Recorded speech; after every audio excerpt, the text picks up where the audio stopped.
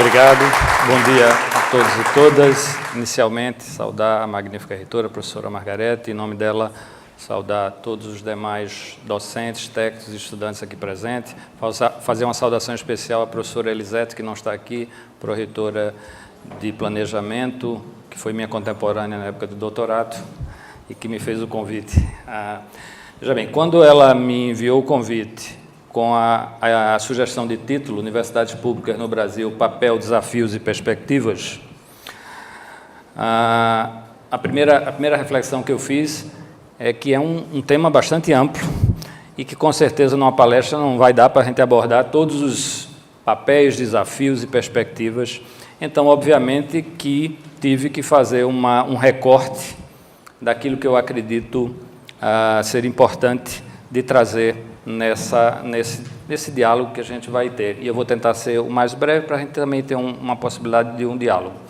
E aí já vou deixar bem claro que, para mim, é difícil, isso é a minha postura cotidiana, eu não consigo separar a questão mais administrativa do vice-reitor, etc., etc., da minha postura como cidadão e política. Então, os meus slides, a minha fala, com certeza vai estar impregnado de um pouco do Marcelo cidadão, nas questões que eu vou tentar trabalhar, porque eu também não acredito em ciência nem educação neutra.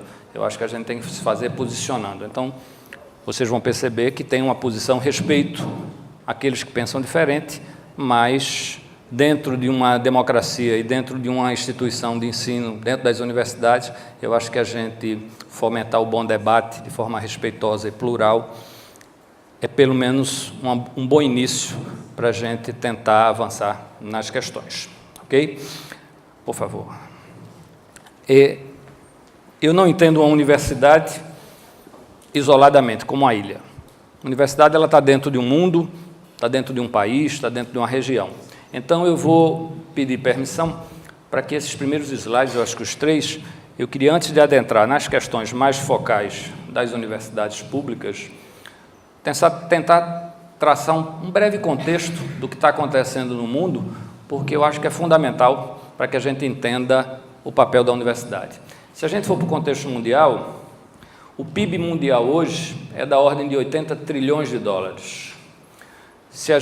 Essa conta não foi eu que fiz, essa conta foi feita por um economista chamado Ladislau Dobor, num livro muito interessante, que é A Era do Capital Improdutivo. O PIB mundial é da ordem de 80 trilhões de dólares. Se a gente fizer essa divisão pelo número de pessoas no mundo, dá uma ordem de um PIB per capita de 100 mil dólares, e que, se a gente fizer uma transformação do dólar por real para uma família de 4 pessoas, significa que a riqueza mundial produzida hoje permitiria que uma família de 4 pessoas tivesse uma renda mensal de cerca de 13 mil reais. O que a gente sabe que não acontece se a gente olhar. Então, existe alguma coisa errada. A gente produz uma riqueza muito grande, mas que está sendo apropriada por poucos. E aí o segundo ponto mostra que 1% dos mais ricos detém mais riqueza que os outros 99%. Isso são dados trazidos por o Prêmio Nobel de Economia Joseph Stiglitz, um americano. Tem um livro muito bom, foi lançado acho que há uns 3 anos, que é O Grande Abismo, onde ele traça toda essa trajetória. Então, 1% dos mais ricos detém mais riqueza que os outros 99%. Por isso que a gente não tem hoje as famílias de 4 pessoas ganhando 13 mil reais. 8 indivíduos detêm a mesma riqueza que a metade mais pobre do mundo. Quando eu coloco 8 indivíduos, é um indivíduo que representa, às vezes, uma família, é um contexto, mas são 8 indivíduos que detêm a mesma riqueza que metade mais pobre do mundo. Isso dá uma ideia inicial da distorção que a gente tem no mundo em termos de distribuição de riqueza gerada. Mais abaixo, uma outra característica que a gente precisa ressaltar, porque muito se fala em corrupção de Estado, muito se fala do problema do Estado, mas quando a gente olha a economia mundial, ela hoje não é mais de Estado, ela é de corporações. E aí eu trago os dados. Os maiores PIBs são de corporativos financeiros. Só para dar uma ideia, as 28 maiores corporações financeiras do mundo faturam cerca de 40 trilhões de dólares anuais, o que representa metade do PIB mundial. Ou seja, hoje 28 corporações, grandes empresas, detêm mais poder do que qualquer Estado. E aí embaixo eu trago um exemplo bem patente. Essa BlackRock é uma empresa financeira, de gestão financeira, de investimento. O faturamento dela é de 14 trilhões de dólares por ano.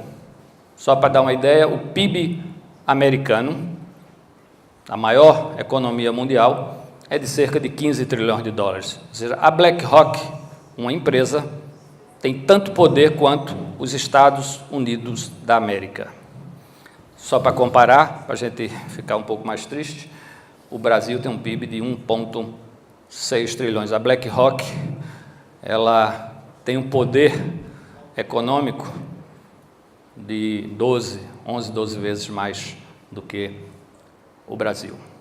E uma outra questão importante, que as principais, a gente fala muito em Lava Jato, em corrupções, falou-se na máfia italiana algum tempo atrás, mas hoje as principais fraudes e corrupções em termos monetários acontecem não em estados, em sim em corporações. Eu citei 3 dessas daí. A Volkswagen, não sei se os senhores e as senhoras, acho que há uns 2 anos, que ela fraudou o teste de poluição dos seus carros, de emissão de gases de poluição. Isso tem um impacto financeiro violento.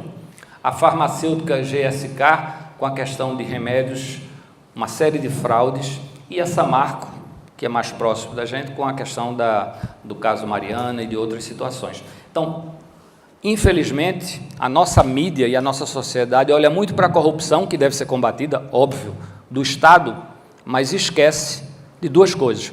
Só existe corrupção no Estado porque existe corrupto no Estado, mas existe corruptor, que em geral é da iniciativa privada, das grandes corporações, e que maior monta as corrupções e fraudes que estão acontecendo no mundo hoje, acontecem naquelas corporações que eu falei que detêm metade do PIB mundial. Então, este é o contexto nacional, contexto internacional que eu queria deixar claro.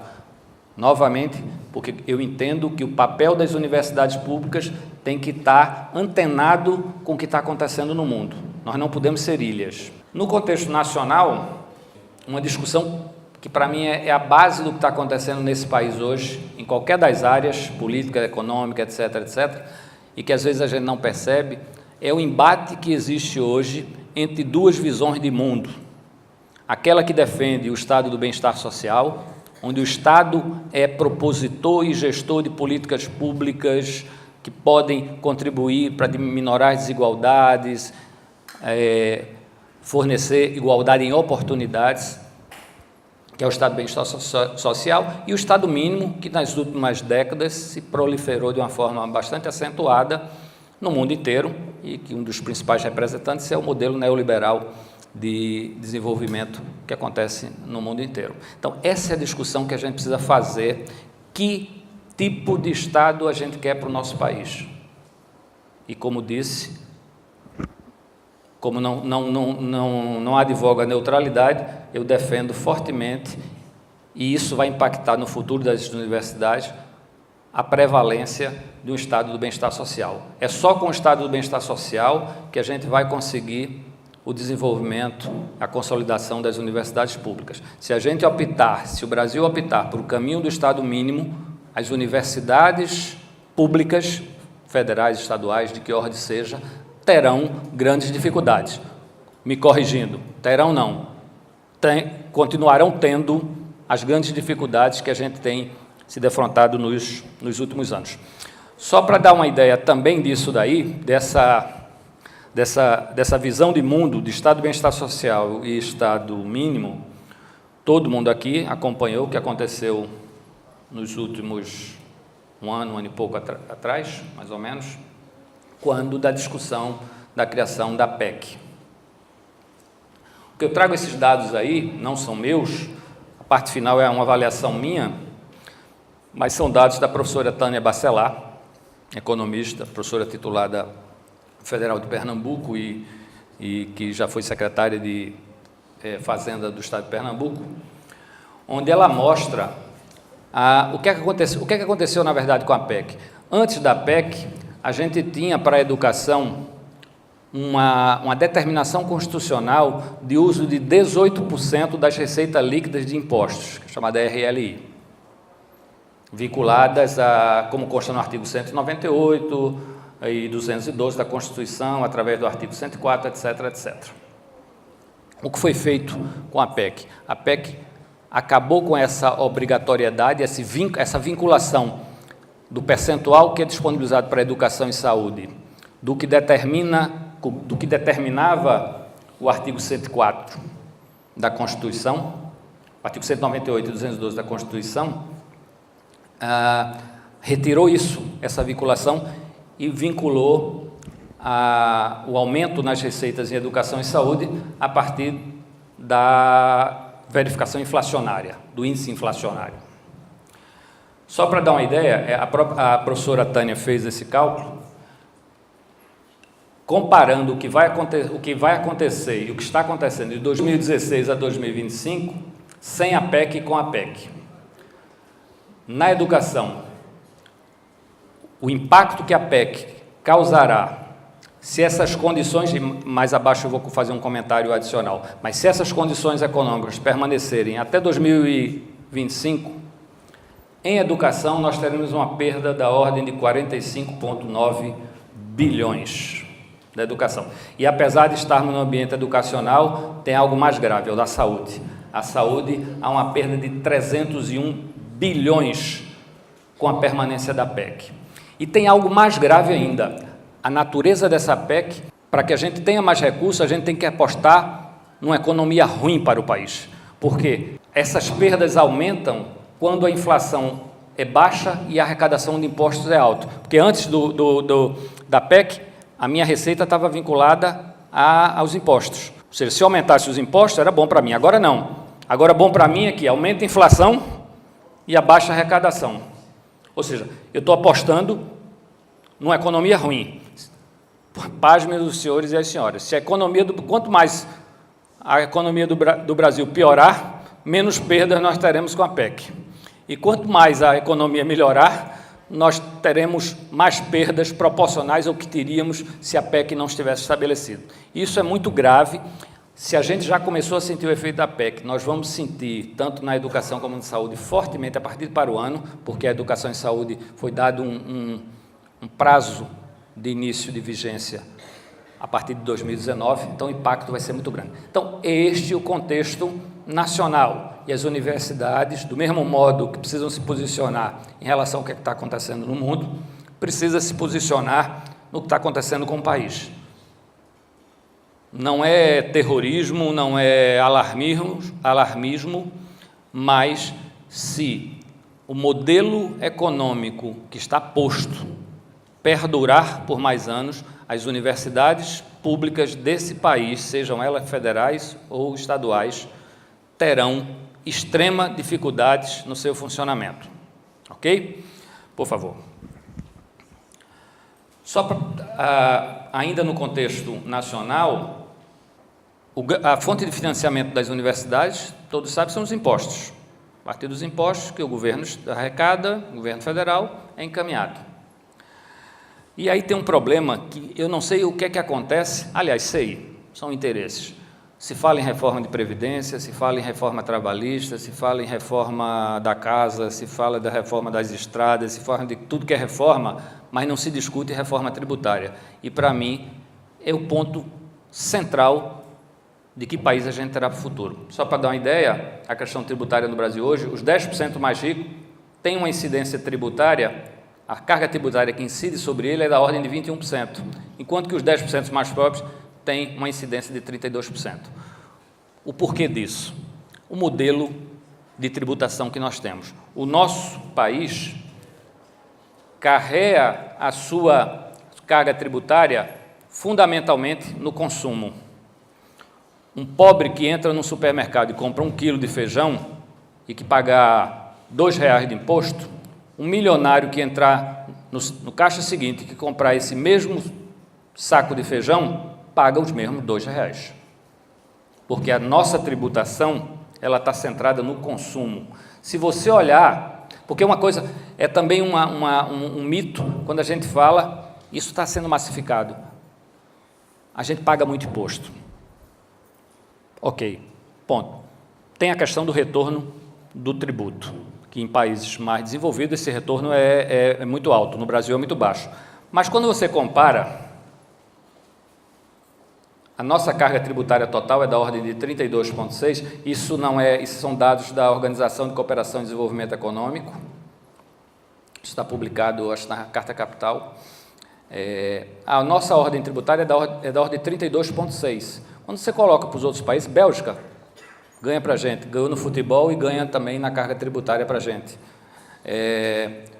Dinamarca ganha bastante, França também ganha, Itália também ganha. Japão, Reino Unido fica brigando com a gente. Próximo, talvez quem tenha menor aqui, se eu estou conseguindo enxergar, é os Estados Unidos. Só que observe, na Bélgica, que tem uma carga tributária maior que a gente, o ponto central dos impostos está na renda e não no consumo.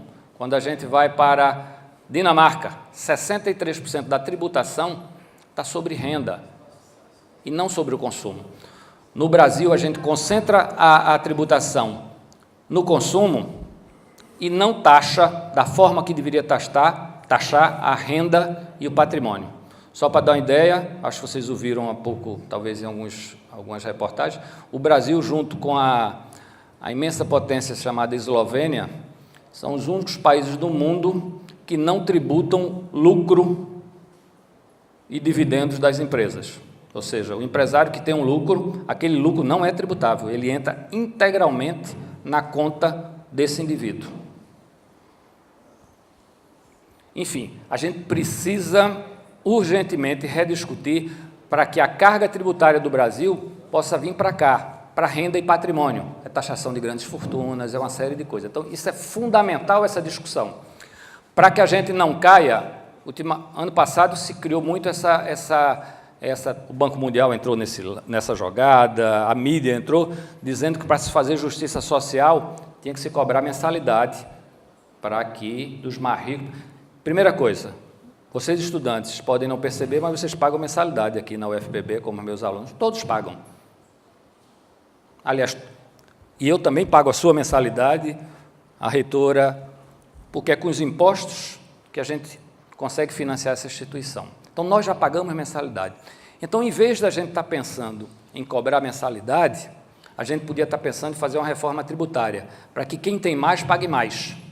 Aí sim, todos teriam uma entrada igual e oportunidade, mas quem financiaria o sistema das universidades seriam fundamentalmente aqueles que têm mais renda, mais patrimônio. É essa a discussão que precisa ser feita. Só para dar uma última ideia de contexto, aqui é da nossa universidade, que é uma coisa que eu estava conversando com a magnífica reitora, que ela disse que uma pessoa do Ministério Público, do TCU, ficou impressionado com o orçamento aqui da universidade, 1 milhão e não sei quanto. O nosso também, o povo fica 600 milhões, mas desses 600 milhões, 500 já vai para pessoal. Desses 101 vai para custeio, só que 101 de custeio você tem energia, água, limpeza, que você não tem nenhum poder discricionário. No final da Rural lá, a gente tem essa conta, nos sobra 12 milhões para a gente poder pensar o que é que a gente faz para que a universidade abra em janeiro e feche em dezembro. Então, e a evolução, isso aí é o orçamento da Rural nos últimos anos, com a correção inflacionária, porque às vezes o governo faz algumas propagandas que o orçamento está aumentando. Aumenta X, mas a inflação é 2x. Então, no final das contas, quando a gente faz a correção inflacionária, está isso aqui, está reduzindo, há uma queda, e a tendência é ir para baixo. Mas, mesmo assim, isso não é só Rural, eu estou dando o exemplo da Rural porque eu tenho, mas acontece aqui na Paraíba, em todas as universidades. O nosso custo aluno lá na Rural está em cerca de R$2.000. Quando a gente faz a comparação com as universidades privadas, é muito, muito, muito, muito mais barato do que o custo que um aluno numa iniciativa privada paga para estudar. Então, a gente forma, me perdoe os empresários da educação, as universidades públicas formam melhor e de forma mais barata. Óbvio, mais adiante eu vou discutir, a gente precisa melhorar muito em gestão e governança para tornar eficiente a nossa gestão, isso é outro aspecto. Mas mesmo assim, com a estrutura que a gente tem hoje, a gente forma melhor e de forma mais barata, por favor. Pronto, aí eu vou, dentro das escolhas que eu tive que fazer, do que eu vou comentar, eu vou falar um pouco do ensino, da assistência estudantil, da pesquisa e inovação, tecnologia de informação e internacionalização, extensão, sustentabilidade, gestão e governança e terminar com uma breve toque na estatuinte nossa, até para a gente fazer um contraponto e um diálogo com vocês. Pelo que eu conversei, está mais ou menos na mesma fase que estamos lá na Rural, no nosso processo de estatuinte. Questões fundamentais de ensino que a gente precisa discutir. Existe uma anedota que eu vou contar rapidamente, e quando a gente começa a repetir a anedota, muitas vezes é sinal que a gente envelheceu, então eu já contei essa anedota e toda vez eu fico preocupado, porque eu sinto que eu estou envelhecendo, porque eu conto essa anedota toda vez repetida, é que havia um indivíduo com uma doença grave, há uns 400 anos atrás, e que estava condenado à morte. E tinha um médico maluco lá e disse, não, vamos fazer o seguinte, a gente te congela, daqui a algum tempo vai ter a cura dessa doença, a gente descongela e faz o tratamento. Então, levaram ele lá para o hospital da época de 400 anos atrás, congelaram ele. 300 anos, 400 anos depois, descobriu-se a cura dessa doença, descongelaram o indivíduo, fizeram o tratamento, salvaram o indivíduo. Ele acordou. Só que ele acordou no meio de uma UTI, cheio de fio, máquina piscando, etc. Ele enlouqueceu e queria se rasgar e segura, e não tinha jeito. Aí alguém disse, não, vamos... Segura ele aí, 2 pessoas, vamos dar um passeio na cidade para ver se ele respira no apuro. Na primeira rua que ele passou tinha um banco, tinha um cara enfiando um cartãozinho e a máquina cuspindo um dinheiro, e aí ele endoidou ainda mais ainda. Aí passaram num supermercado e disse, não, vamos comprar uma aguinha com açúcar aqui para dar para ele. Entraram no supermercado, compraram água, quando foram pagar, que aquela moça começou a passar aquele leitor eletrônico de código de barras, etc., ela endoidou mais ainda. E não conseguiam parar, até que alguém teve a brilhante ideia, levou ele numa escola. Quando ele entrou na escola, que ele viu as cadeiras arrumadas do mesmo jeito, o professor aqui na frente falando, aquela mesma estrutura, ele percebeu que ele foi congelado 300 anos atrás, mas não morreu, ele voltou para a Terra. Ele sentiu a identificação com a sua... Essa anedota reflete a necessidade, aí não é só da universidade, é da educação como um todo, mas a universidade também, de reformatar nossa forma de ensino. Não dá mais para a gente ter alunos do século XXI, ensinarmos com metodologia do século XVIII, XVII, XIX, não dá mais. Então, a isso eu trouxe só algumas reflexões que a gente precisa discutir nos processos de ensino-aprendizagem, a questão da aprendizagem baseada por problemas, da flexibilidade cognitiva, e aí eu trago uma questão que eu sempre discuto aí na minha prática com os meus alunos.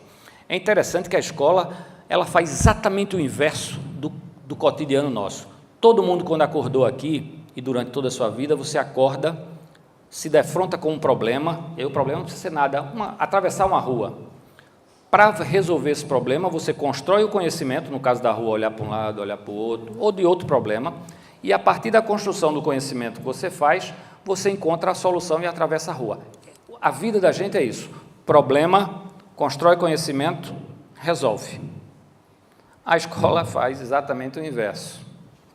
O professor chega lá, dá a definição, dá a solução, e depois alguns deles tentam fazer os chamados exercícios de aplicação, arrumar um contexto real para essa minha solução que eu já dei. Então, acho que a primeira coisa que a gente precisa reformatar dentro de uma instituição, e eu focando aqui na questão da universidade, é que a gente precisa repensar esse modelo de ensino. A gente precisa problematizar os conceitos, discuti-los, construir conhecimento, e aí nós encontraremos as soluções. Uma outra questão, a matriz curricular. Tem cursos nossos, e aí eu acho que a gente avançou, todas as universidades avançaram muito nesses últimos anos com a revisitação dos seus projetos político-pedagógicos, as suas matrizes curriculares, mas a gente precisa, e principalmente com 2 questões. A questão da interdisciplinaridade, não dá mais para a gente ficar em caixinhas, isoladamente, e a questão da flexibilidade cognitiva, que é o grande problema. A gente ouve muito, o aluno passa 4, 5 anos num curso, aí vai para o trabalho, vai para o loco. aí vê que não consegue resolver aquele problema. Aí daqui a alguns anos ele diz, na verdade eu estudei, mas eu só aprendi mesmo quando eu estava lá na prática.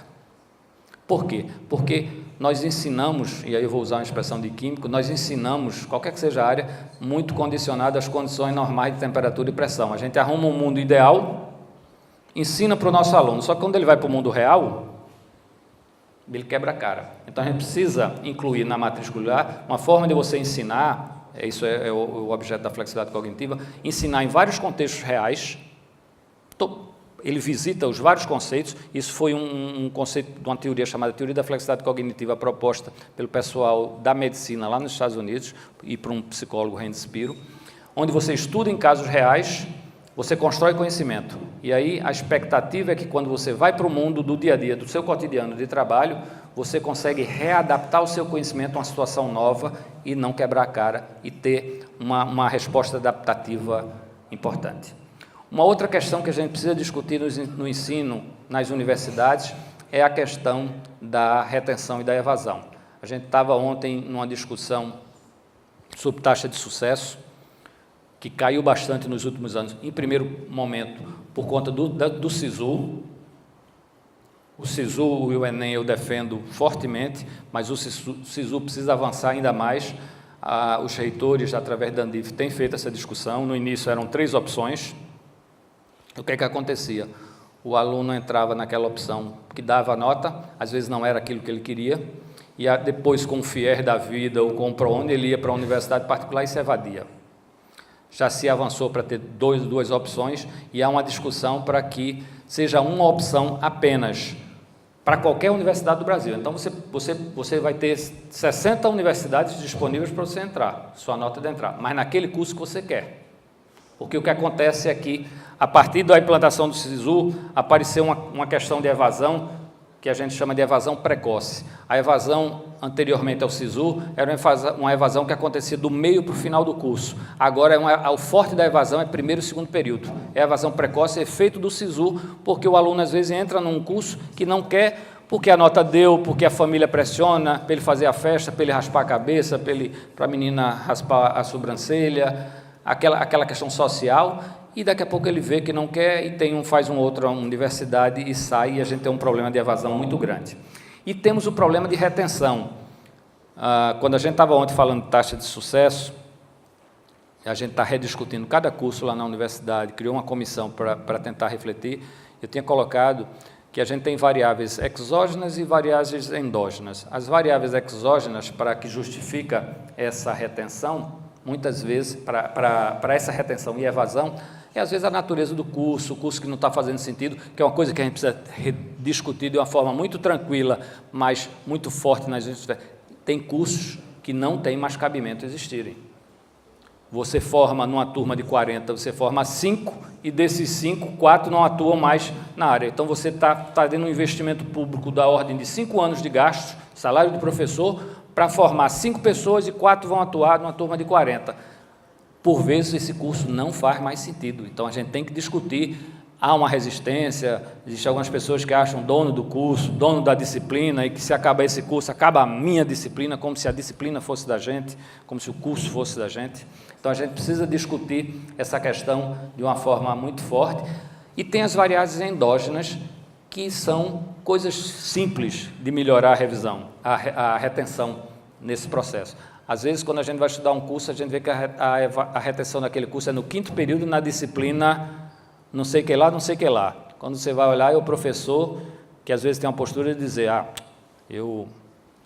minha disciplina é super rígida, de 40 só passa 5, e é assim mesmo. E se acha, ele segue aquela ideia também anedótica de que se que escola boa que fosse aquela que reprova, hospital bom deveria ser aquele que matava, né? Então, escola boa é aquela que recupera, não que mata o aluno expulsando da escola. Então, isso é importantíssimo a gente discutir. A gente encontra cursos lá na Rural que a retenção é localizada num período, numa disciplina, aí tem a questão dos pré-requisitos e o aluno não anda ali, isso gera uma taxa de sucesso no final, que é a relação dos alunos que entram e dos alunos que saem extremamente baixa. E uma outra questão final do ensino é a preocupação que a gente tem que ter em relação à formação profissional e cidadã. Eu também, aí é, de novo, uma apropriação do Marcelo Cidadão. Às vezes alguém pergunta, você conhece algum médico, dermatologista que eu preciso... Ai, tá, doutor fulano, ele é o cara, mas ele é chato, é mercantilista, eu não vou, porque eu não acredito num bom profissional que não for um bom cidadão. Exclua, isso em qualquer área. Então, eu prefiro ir para um que eu saiba que é... Então, mas é responsabilidade da gente, a gente não precisa... A universidade não forma só o profissional, ela tem que formar o cidadão também. Então, essa é uma questão fundamental. Vamos lá. Senão... Uma outra questão, a questão da assistência estudantil, que a gente precisa reforçar da importância, eu vou mostrar alguns dados interessantes. Em 2012, quando a gente assumiu, o governo enviou a lei, a proposta, de que as universidades teriam, a partir daquele ano, da implantação dos 50% de cotas sociais, e as raciais estão dentro, porque as cotas sociais eram 25% para quem tivesse menos de um salário mínimo e meio e 25% para quem tinha mais de um salário mínimo e meio vindo de escolas públicas. E dentro desses percentuais, de acordo com a demografia de cada região, entrariam as cotas raciais, negros, pardos, índios, etc. Lá na Rural, a gente precisava passar isso no Conselho. E eu fiquei com a incumbência de fazer um levantamento, porque a ideia nossa da reitora e da reitoria e da toda a equipe era de que, no lugar de implantar da forma como o governo nos possibilitava, que era 12,5%, mais 12,5%, mais 12,5%, mais 12,5%, até chegar aos 50% em 4 anos. Nós fizemos a implantação em 2012 dos 50% de imediato. E eu preparei um material para poder fazer a defesa disso no Conselho. E é uma das coisas, não dá dano para ver aqui, infelizmente, ficou pequeno, mas quando eu fiz o levantamento daquelas universidades que já adotavam políticas de cota, sociais e raciais, primeiro mito que caiu, porque tinha aquele mito de alguns professores, agora com os cotistas o nível vai baixar, a gente vai ter mais dificuldade. Quando eu fiz o levantamento, os alunos cotistas, em quase todos os cursos, tinham desempenho igual ou melhor. Igual ou melhor. Isso está claro, infelizmente, acredita em mim, não estou mentindo, mas esses dados mostram Unicamp, Paraná, UNB, USP, o RJ, Paraná, que já tinham políticas de cota, Federal da Bahia, em que todos os alunos cotistas tinham pelo menos um rendimento, coeficiente de rendimento e uma taxa de evasão melhor do que os não cotistas. Então, com essa, a gente conseguiu fazer essa defesa. E aí, eu vou descer para aqui, depois eu volto, só para dar uma ideia de como isso é impactante. Esses alunos cotistas, em geral, eles são assistidos pelo Programa de Assistência Estudantil, dentro do Programa Nacional de Assistência Estudantil Penais. Só para dar uma ideia, a taxa de sucesso nossa, média, é de 30%, de todo geral da universidade. Quando a gente faz a taxa de sucesso só dos alunos assistidos pelo Penais, ela sobe para 80%. Não tem dúvida, gente. Aquele aluno cotista que entrou e que está na assistência estudantil, eu brinco sempre, ele estava se afogando num riacho muito forte, jogaram uma tábua, ele se abraça com essa tábua e luta até o fim para chegar. Então, os dados, então, isso reforça o interesse que a gente precisa aumentar essas políticas de assistência estudantil, das cotas, e que isso não é só privilégio do Brasil, não. Os Estados Unidos também estão tentando, a meca do capitalismo financeiro mundial faz isso. Isso aqui são dados também do Stiglitz. 9% dos estudantes, nos Estados Unidos, 9% dos estudantes são oriundos da metade da população de perfil econômico mais baixo, e 74%, isso nas universidades, 74% do quarto da população do topo da pirâmide, ou seja, na Universidade Americana entra 9% de pobre e 74% de rico. E a mobilidade social americana, apenas 6% consegue ascender de um topo para outro. Isso está causando um impacto. A Califórnia, há pouco, o governo estadual da Califórnia, ele começou a gerar uma política para diminuir as mensalidades e aumentando os aportes. Porque a universidade americana, ela cobra taxa, mas o governo também investe, que é um outro mito. Acha que a universidade americana, quem banca são os estudantes. Não. Quem banca boa parte do funcionamento das universidades americanas é o próprio governo americano. Óbvio que lá tem as mensalidades. E aí,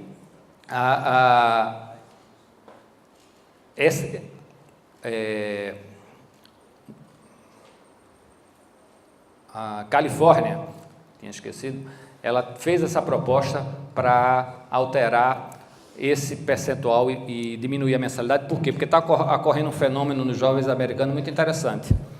O jovem hoje está preferindo não fazer universidade, ir para empregos com menos valor, ganhar menos, do que ir para a universidade, porque para ir à universidade, majoritariamente, ao final, ele está endividado, e aí ele não consegue o emprego e não consegue pagar a conta do investimento. Então, há uma fuga dos jovens americanos para terminar o high school, não entrar na universidade e ir para empregos que não necessitam de universidade.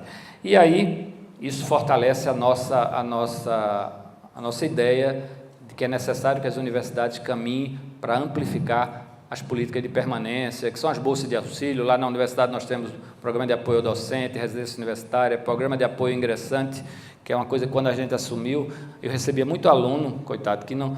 Professor, se eu não conseguir essa bolsa, eu não consigo vir para a sala de aula.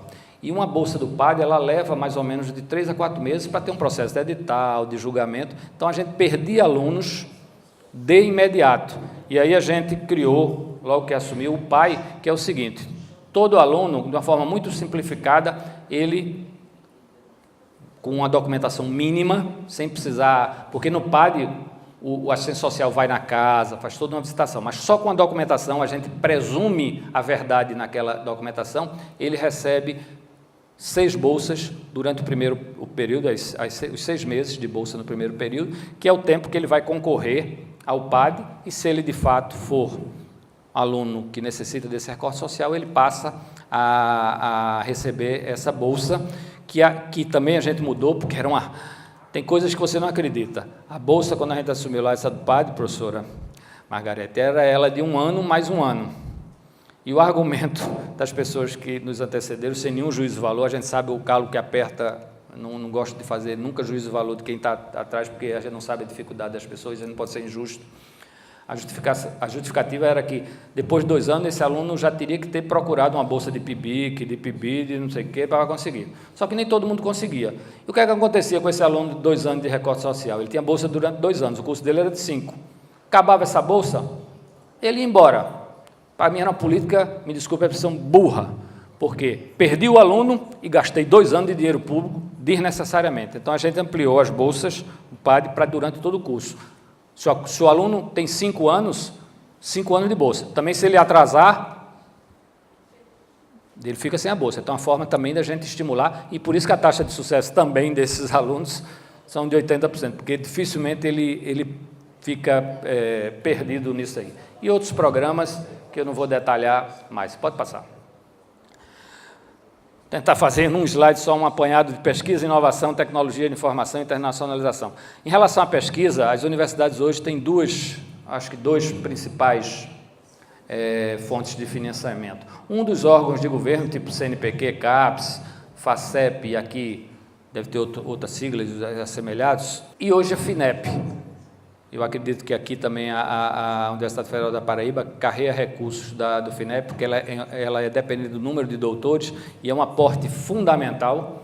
A gente tem da ordem de 12 milhões, 10, 14 por ano, pelo número de doutores que a gente tem de recursos extra-orçamentário que a gente tem, e através de projetos, e aí a gente cria algumas, lá na Roraima, criou alguns dentro do nosso próprio orçamento, na questão do investimento da pesquisa, o programa de pesquisa em movimento, que fornece carro para que o próprio professor, dentro de um projeto de pesquisa, possa dirigir e fazer sua coleta.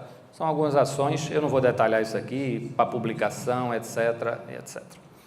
Uma outra questão que eu gostaria de tocar e que as universidades não avançaram muito ainda e que precisam caminhar, e aqui eu quero fazer um parênteses.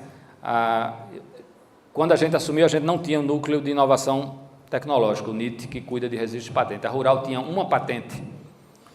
Uma. Nós saímos hoje do ranking de 50, nós somos o 19º. E aqui eu vou até mandar o nosso, é isso que eu vou dizer, professora.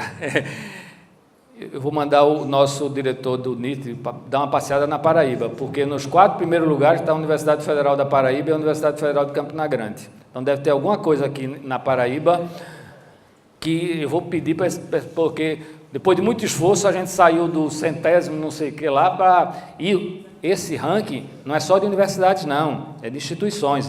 A Natura, a Petrobras estão dentro daqui. A Federal da Paraíba de Campina Grande estão entre os 4 primeiros desse ranking. Nós conseguimos, depois de muito esforço, chegar em 19º. Estamos caminhando. E a gente precisa, porque não é uma cultura da nossa pesquisa, do nosso pesquisador, patentear, registrar os seus processos de inovação. E uma questão aqui que precisa também ser... Quando se fala em inovação, se fala muito em tecnologia, em computador, em aparato. Gente, inovação, o conceito de inovação é muito mais amplo. Qualquer alteração de processo na área de ciências humanas, sociais, qualquer processo de alteração é inovação e precisa ser fomentado, registrado, patenteado, para que esses recursos... Quando você gera uma patente, não ganha só o pesquisador, mas ganha fundamentalmente a instituição, que vai receber retorno através dessas patentes. Uma outra questão fundamental, que eu preciso falar também, em relação às tecnologias da informação. Ano passado, a gente estava num congresso de gestores de TI, e eu presido o Comitê de Tecnologia da Informação, e eu coloquei o seguinte: ou a gente cria como política de Estado, através do MEC, de quem for, Ciência e Tecnologia, o atual, eu brinco, me permita brincar, porque a gente tem o Ministério da Educação e hoje a gente tem o Ministério Globo Ciência, né? Não tinha aquela coisa, porque quando juntaram o da ciência com a das comunicações, virou o Ministério Globo Ciência. Então, através desses 2 ministérios, a gente precisa ter uma política de investimento em TI. Com os recursos da universidade, com o orçamento nosso, nós não conseguimos avançar como deveríamos avançar nas ações de TI das universidades. E hoje, TI talvez seja o ativo mais importante de uma instituição. Quantos hoje não entraram na internet aqui? É difícil. Eu tenho uma outra anedota, está vendo como eu estou ficando velho? Estamos contando, mas essa anedota foi comigo. A gente teve um problema no transformador da reitoria, do prédio da reitoria. Embaixo da minha sala fica a central onde ficava a distribuição, os equipamentos de distribuição de internet e de telefonia. E nós íamos ficar uma semana sem energia. Foi o que a gente fez, a gente puxou um fio de um outro local e energizou somente a sala de TI. Ok. Eu trabalhei todos os dias. De noite eu carregava meu computador em casa, botava, o cabo estava funcionando, conectava, trabalhava até o último raio solar, saía da reitoria com o celular, eu e a professora Maria, nas escadas para poder sair, porque não tinha coisa, mas trabalhei. Trabalhei sem água, trabalhei sem energia, no sentido mais amplo. O inverso eu não conseguiria, já aconteceu isso. A RNP rompeu um cabo de fibra óptica, não tem internet. Eu vou para casa, eu vou para algum outro lugar, porque sem internet eu não consigo trabalhar. Hoje, na questão de ensino, na questão de pesquisa, na questão de extensão, se a gente não tiver uma boa TI na universidade, a gente não avança. E, infelizmente, TI é caro. Quando a gente assumiu, eu pedi para fazer um levantamento, para eu botar a TI da Rural num patamar, o professor Fernando conhece um pouco a realidade, num patamar razoável que eu acho que hoje tem, a gente precisava da ordem de 70 milhões. Só isso. Onde eu tenho, professor, como tirar 70 milhões de um orçamento só para TI? Não tira. Então, tem que ter, eu já coloquei para a professora Maria, da possibilidade de isso ser discutido na Andif, para a gente cobrar um programa específico de financiamento de TI para as universidades públicas federais. Só assim a gente conseguirá dar conta de implantar uma TI adequada para os nossos estudantes, nossos técnicos, nossos professores. E aí, isso só para dar uma ideia, essa sala do Blade novo que a gente coisa é da ordem de 6 milhões, porque primeiro tem que ser uma sala construída dentro de uma sala, construir parede, construir o forro, construir não sei o quê, papapá, mais 3 milhões não sei o quê de equipamento, é uma coisa cara. Mas sem isso aqui, eu não tenho folha de pagamento, eu não tenho SIGA, eu não tenho nada, porque tudo roda aqui. Tanto que a gente só tinha um, agora a gente tem 2 Blade. Eu brincava que a Rural tinha um coração. Graças a Deus ele aguentou, porque se ele parasse, são equipamentos que demoram a ser consertados, eu teria um caos na universidade. Hoje a gente tem dois, um funcionando e o outro de stand-by. Deu pau nesse, a gente aciona outro. E aí a questão da internet, hoje a gente tem, a Universidade Federal da Paraíba faz parte desse processo, que é chamado a rede EduRoom, que é uma rede Wi-Fi que você conecta, e que em qualquer universidade brasileira, ou nas principais universidades brasileiras ou do mundo, você não precisa mais pedir acesso à rede. Eu estava ano passado num congresso em Sevilha, quando eu entrei, meu celular e meu computador já se conectaram automaticamente. Aí fui para Barcelona na semana seguinte, mesmo jeito. Então hoje, isso é fundamental. Quem é mais antigo sabe que você chegava, tinha que ligar para alguém, aí vinha um técnico da NTI, você chorava, pedia, implorava, para ele, aí criava um usuário, não sei o quê, Hoje, mas isso custa caro, isso não é barato. E, por fim, nessa parte aqui, a questão da internacionalização, que é uma coisa que eu acho que a gente avançou pouco na universidade, pelo menos lá na Rural, a gente tem essa preocupação, a gente precisa integrar. Internacionalizar não é só mandar aluno para lá e para cá, não. É troca de experiência, pesquisa, interação entre gestão, é uma série de situações. Pode passar. Nós temos dois grandes desafios hoje na extensão. Primeiro, implantar o que a meta 2.7 do Plano Nacional de Educação determina, que a gente tem que colocar 10% dos totais de créditos no currículo das nossas graduações na extensão. Isso é fundamental. Ontem mesmo também o professor estava reclamando que o aluno não podia sair com ele para o projeto, porque o professor da aula ia botar falta, porque a extensão não está curricularizada. A gente precisa jogar dentro da matriz a extensão como uma ação importante. E focar em questões de desenvolvimento local e regional, problemas e necessidades. Aqui a gente tem a agricultura irrigada, pessoal de assentamentos, horta comunitária em um hospital psiquiátrico. Então, tem uma série de ações que a gente precisa focar. Uma outra questão importante, um tema atual, que é a questão de sustentabilidade. A gente terminou há pouco o nosso plano de gestão de logística sustentável, PLS, está disponível aqui nesse site, tem um ícone lá na página, onde a gente está discutindo desde nós não compramos mais copo descartável, é proibido por normativa interna, nós não compramos mais. Está se acabando, a gente tem ainda copo descartável do estoque que tinha, mas nós não compramos mais. As nossas lâmpadas, nós não compramos mais lâmpadas comuns, tem que ser LED. Uma série de outras atribuições. Tem que ter um elenco, quem quiser entrar lá no site da Rural, tem lá esse ícone, é só clicar, tem um anexo que tem um plano que discute a questão dos resíduos, materiais de consumo, qualidade de vida do trabalhador. Tem uma série de situações que é uma temática que a gente precisa, de fato, cair em campo e tentar resolver. Hoje de manhã eu também estava falando, eu acho que a universidade pública, ela forma profissionais de qualidade, para mim é o caminho, a universidade pública, gratuita, de qualidade, inclusive, etc., que é a atividade fim nossa, mas a gente precisa discutir um pouco de gestão e governança nas nossas atividades meio. Acho que a gente pode fazer mais. Quando alguém diz que a iniciativa privada é o exemplo, eu contesto. Deveria ser a instituição pública, porque em todas as áreas estão os melhores profissionais.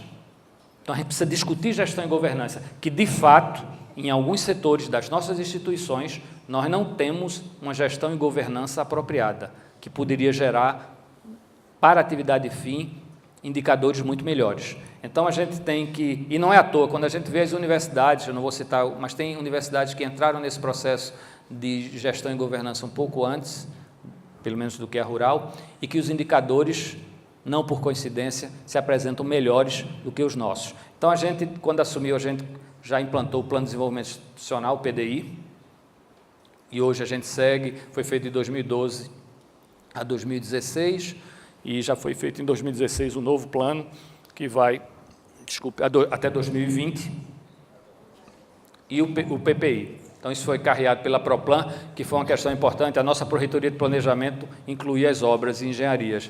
Quando a gente olhava para a Pró-Reitoria, ela era basicamente executora de obras. Então, a gente tirou as obras de dentro da Pró-Reitoria de Planejamento e hoje a gente tem, felizmente, uma Pró-Reitoria de Planejamento e Desenvolvimento Institucional. É a Pró-Reitoria que planeja, que olha os indicadores, que discute os indicadores. Então, se eu posso deixar uma mensagem de coisa, fortaleçam a Pró-Reitoria de Planejamento e Desenvolvimento Institucional da UFPB, porque é central o papel de uma Pró-Reitoria de Planejamento e Desenvolvimento Institucional.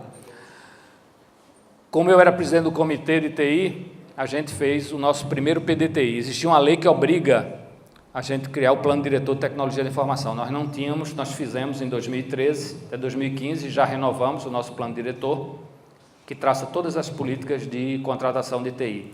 E uma coisa que eu estou à frente, diretamente ligado a essa questão de gestão e governança, é na tentativa de embarcar tecnologias de processos e de sistemas na nossa gestão.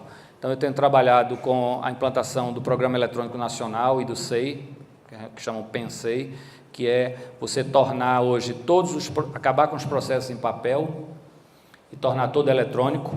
Tecnologicamente, o desafio não é dos maiores, o grande problema é você mapear os processos, porque o sistema não sabe para onde você tem que dizer a ele que aquele processo nasce aqui, passa por aqui e morre aqui. Então, isso é um trabalho grande, é isso que a gente está, nesse momento, na Rural, mapeando esses processos para depois implantar através do SEI.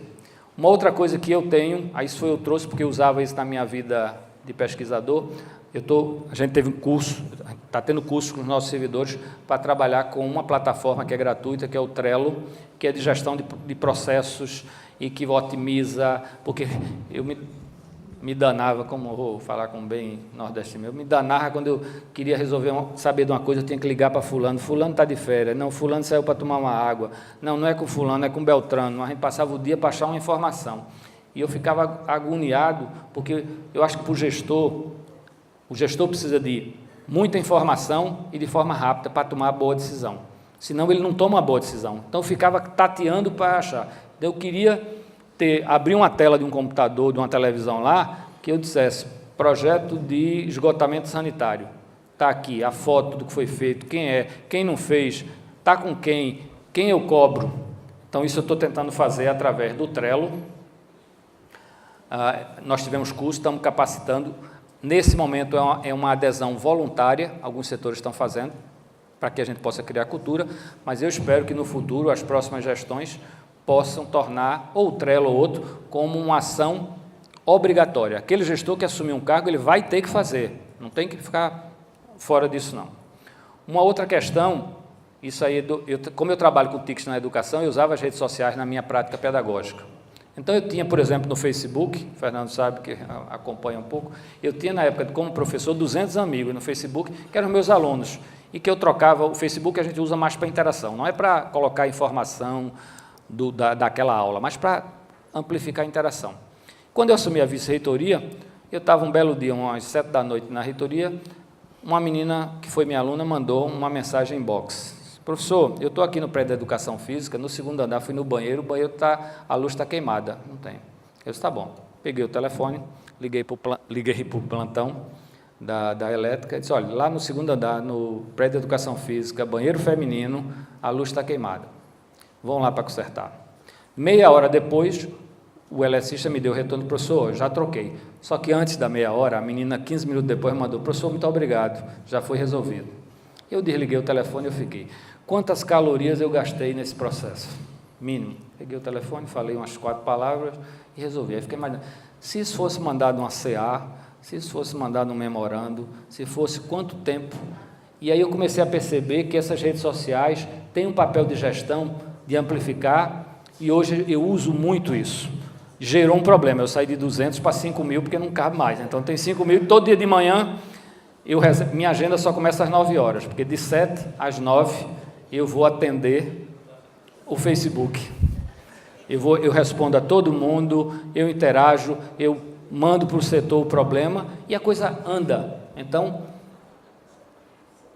é uma relação importante. E, por fim, em termos de gestão e governança, a gente tem iniciado um trabalho isso é um livro que saiu agora na Espanha, que eu escrevi um capítulo, que é Blockchain e Gestão Universitária. Blockchain é aquela moeda Bitcoin, mas a ideia, a fundamentação, serve muito para a questão de certificação, para a questão de distribuição de atividades, de cobrança. Então, a gente está tentando implantar nesse livro, que está disponível na internet, gratuitamente. Eu escrevi junto com a Pró-Reitoria de Planejamento esse capítulo que é Blockchain e Gestão Universitária. Pode passar. Esse slide foi feito para vocês não verem mesmo, né? Obviamente. É só porque eu preciso comentar.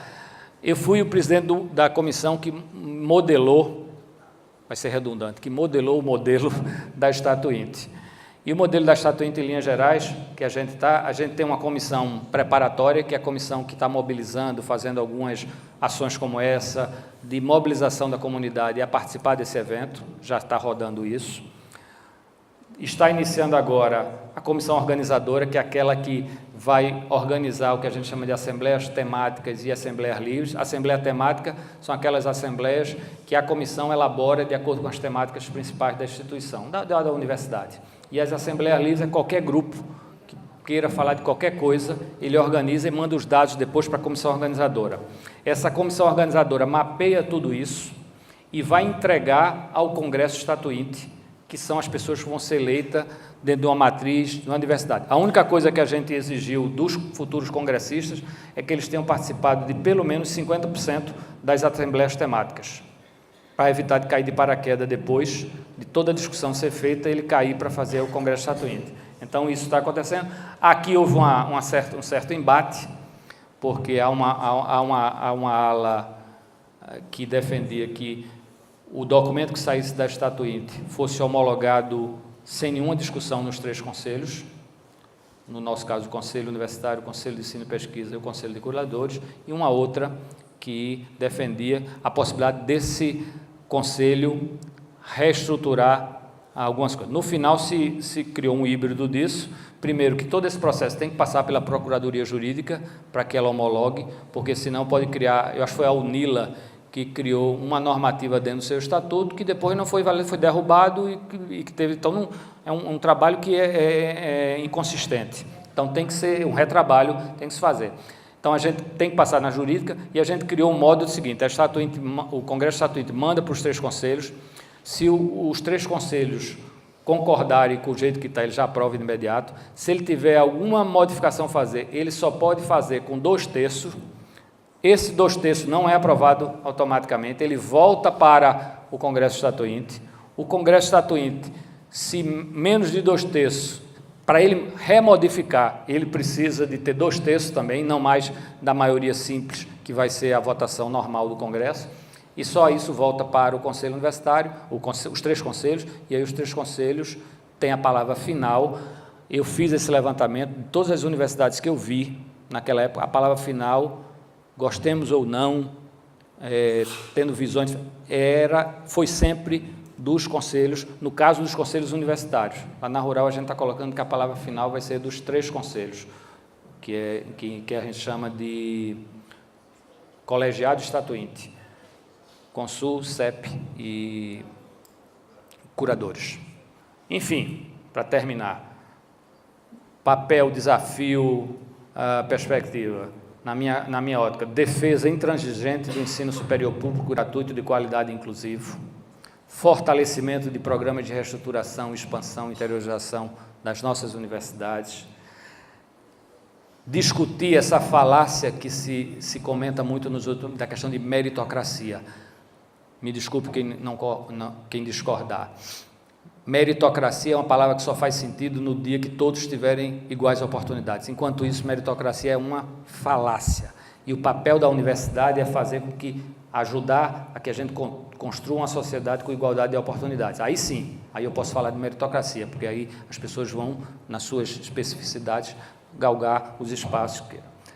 Participar ativamente às universidades do desenvolvimento econômico e social do Brasil. Não dá para pensar Brasil, pensar no futuro do Brasil, que não tenha a efetiva influência e participação das universidades públicas. Final, autonomia, liberdade, mas com responsabilidade, é uma coisa importante. Eu acho que a universidade tem que ter autonomia, tem que ter liberdade, mas ela tem que ter a responsabilidade com a função que ela cumpre. Então, não pode ser uma coisa também, apesar do caos, às vezes, permitir boas ideias, a gente tem que ter algumas normatizações. E os pontinhos necessários, porque não vai se esgotar nessa palestra de hoje, tá bom? Próximo eu agradeço, está aí meus contatos, os e-mails, as redes sociais, e eu entro mesmo, Facebook, página, Instagram e Twitter, todas as notícias que eu posto, eu vou deixar disponibilizado aí, mas se você entrar no Facebook, no Twitter, no está Marcelo Carnelhão, você me acha. Então, aqui as coisas, e os e-mails da reitoria, os 2 meus e-mails pessoais. Eu agradeço mais uma vez o convite e fico à disposição para qualquer questionamento. Muito obrigado.